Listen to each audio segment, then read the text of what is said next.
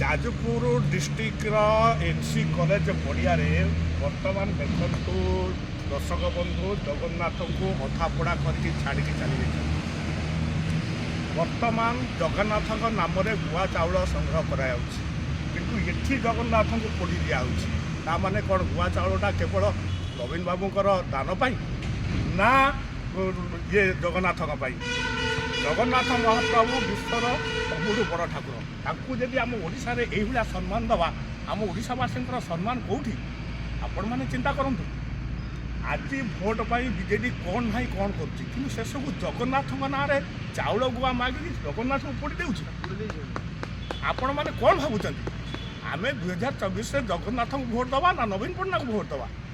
ତେଣୁକରି ଆମେ ଯଦି ସତରେ ଜଗନ୍ନାଥ ପ୍ରେମୀ ହେଉଥିବା, ତେଣୁ ଆପଣ ନିର୍ଣ୍ଣୟ ଆପଣ 2024ରେ